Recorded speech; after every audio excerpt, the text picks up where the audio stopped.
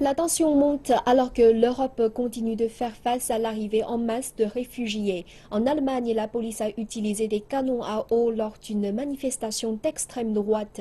Plus au nord, plus d'1 millier de Danois et de Suédois ont tenté de passer la frontière entre les deux pays sans leur passeport, malgré les contrôles qui y ont été réinstallés temporairement.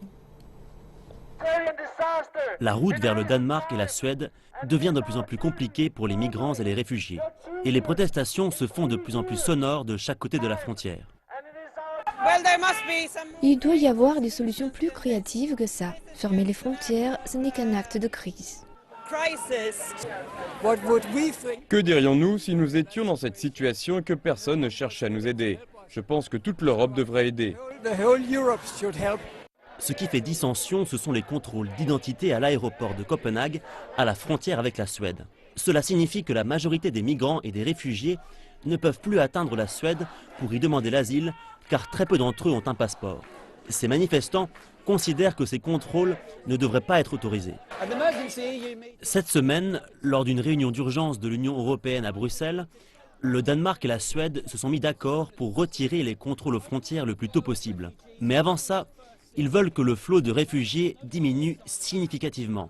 Mais pour le moment, il est difficile de dire quand est-ce que cela se produira. Le 5 janvier, 21 corps ont été retrouvés échoués sur une plage turque, signe que même en hiver, nombreux sont ceux à vouloir tenter le voyage vers l'Europe. Même dans les pays dits accueillants, la tendance est celle d'une approche plus ferme face à l'arrivée des réfugiés. Samedi, dans la ville allemande de Cologne, une manifestation d'extrême droite a pris une tournure violente. La colère des manifestants était en partie alimentée par la vague d'agressions sexuelles, possiblement coordonnées, qui se sont produites lors des célébrations du Nouvel An à Cologne.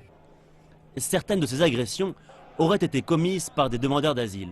Le Danemark reçoit bien moins de réfugiés que l'Allemagne, et cela constitue également un point sensible. Dans un pays comme la Suède, ils prennent bien plus de réfugiés. Et c'est pareil en Allemagne. Nous sommes entre les deux et nous ne participons pas réellement. Le gouvernement danois n'est pas d'accord avec ce point de vue.